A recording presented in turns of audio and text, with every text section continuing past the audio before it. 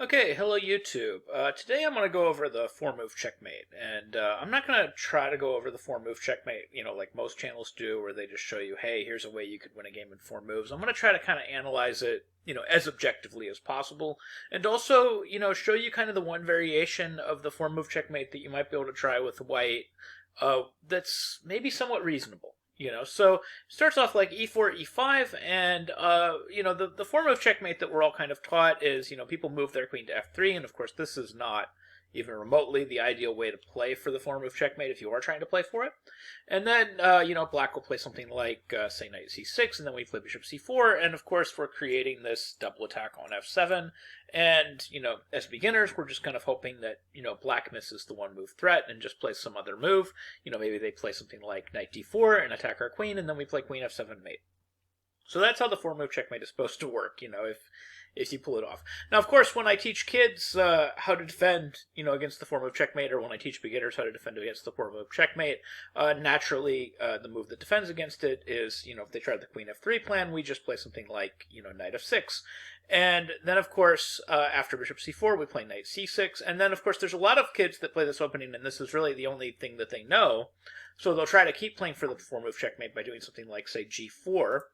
And then after g4, what you do is you play something like knight d4, and then queen to c3, and then I always show them this move because I'm hoping for one more mistake. Like knight e4 is also just, should be completely winning for black. But I'm hoping for this one more mistake. After knight g4, you're threatening queen h4, but also after d3, you have an easy win in two moves, and pause the video and see if you can find it. It's just bishop to b4, which creates this temporary pin. The queen has to take the bishop, and then knight c2 is a family fork for king, king, queen, and rook, and of course black wins. So let's say that you want to try to play for something like the four-move checkmate, but you want to at least be a little bit more sophisticated. We tell kids don't do this, don't move your queen out too early. As you could see in the last example, the queen became a target fairly soon, and that was generally speaking a bad thing. Well, there is one way that you can try to do it, and it's something that actually Nakamura has tried on a couple of occasions with the white pieces.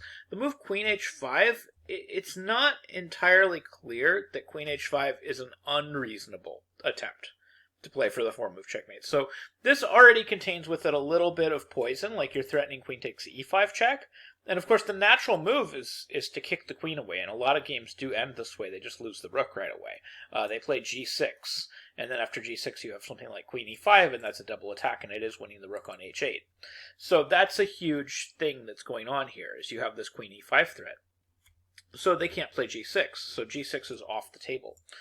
So g6 is not going to get played. They need to play something else. So one of the things that gets played here is something like knight c6 to defend the pawn on e5. It is also possible to approach this, like if you're playing black, whenever I've faced this, I've always just kind of played knight f6 and just played it as a gambit, because after queen e5 check, bishop e7, I've always considered it completely acceptable to be down material but have an aggressive attacking position. So this seems like a form of a gambit where I'm up a lot of tempo, and I feel like I have plenty of compensation for the pawn. So I'll go ahead and just play this with the black pieces and feel completely justified. And also, it might not be something that white's necessarily prepared for. So I'll play this with the black pieces, and that's supposed to be fine. But if you want to play the absolute best line, try to hold your pawn, knight c6, bishop c4, g6, queen f3, and now knight to f6. Now, another interesting attempt is this move f5. Now, in both cases, with either f5 or knight f6, the computer gives very slight edge to black. But keep in mind, white might actually have enough to play for something in this position, because he has managed to create a weakness on the dark squares, and he has managed to focus on targeting this f7 pawn. So the point of all this is you have to spend a move to block mate, either with f5 or knight f6 or some other move.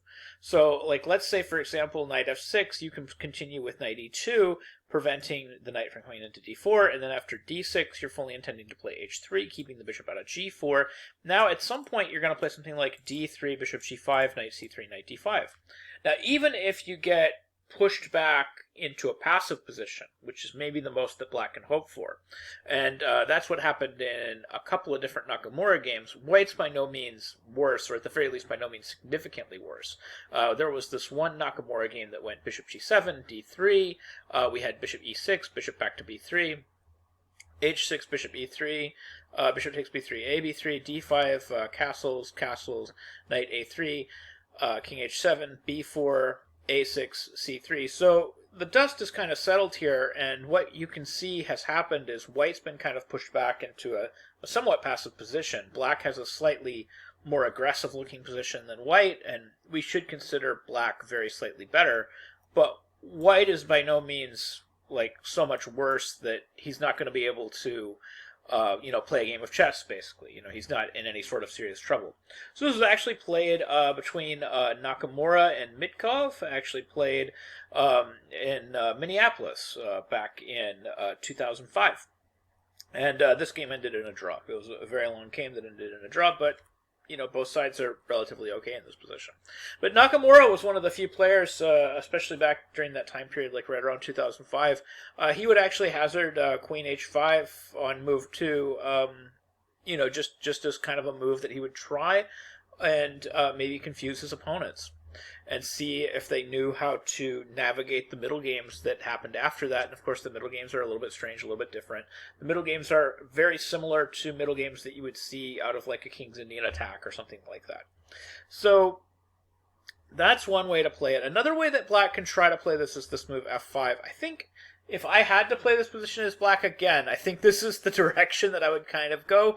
Because again, when you're sacrificing with the black pieces, like when you sacrifice material with the black pieces, it's not nearly as dangerous, in my mind, as sacrificing with the white pieces. And what I mean by that is the expectation of your position is already, slight edge white is an acceptable assessment. So if I can get slight edge white with a tactically very interesting position, I'm going to go for that. In this case, after f5, the computer still gives very slight edge black. So after pawn to f5, I have an aggressive attacking position, but also the computer assessment does actually favor black. So f5 is kind of interesting. Now, if I'm playing this with the white pieces, I want to try knight e2. I don't want to go into all the complications with e takes f5, knight d4, queen g3. These complications do seem to favor black. So I don't really want to go into this. So it's very complex stuff, but black is coming out on top. Apparently the best move is something like d5, and then we have f takes g6, takes on c4, g7, takes, queen f6, and after queen f6, knight f6, and this is just slight edge black. They have to play knight a3 to defend c2, and at this point the dust has finally settled, but black still has the development lead, and black is still the one attacking. So bishop f5 hitting c2 again. You're going to be forced to play something like king d1, and I mean, the position's just very, very awkward for white. Okay, so going back. If I have to play against f5 as white, I think knight e2 is reasonable. And then we have knight f6. We have maybe something like knight on b to c3. And d3 is another interesting option. You can have d3 here, d6, knight on b to c3, f4, h3 is also interesting. So it's another way to go, but I think knight on b to c3 is a little bit more accurate, and then we're going to have something like d6, ef5, bishop f5, d3, bishop g4, queen g3, queen d7, queen h4, bishop g7, bishop to g5, and the position is unclear. White has an okay position, even though black has a little bit more space and has some slightly better central pawns, but if you're playing the white pieces, you can certainly try to play chess from here. So if you want to play the 4-move checkmate and you want to play it at a slightly higher level or play it a little bit more sophisticated, this is the way to do it. You play queen h5 on move 2, and you can still get an interesting position with white. I will, however, note that all of the computer assessments in all of these lines with best play, all the computer assessments say that this is still slight edge black. So as it turns out, those early queen moves are bad, but there's a handful of positions that are at least complicated enough that it's worth maybe giving it a shot just to try to play an interesting game. But the overall computer assessment is, very slight edge black in a lot of these positions. So anyways, I hope you found that video helpful. I hope you learned something new about chess, and I hope you can use some of these ideas in your own games. Thank you very much for watching.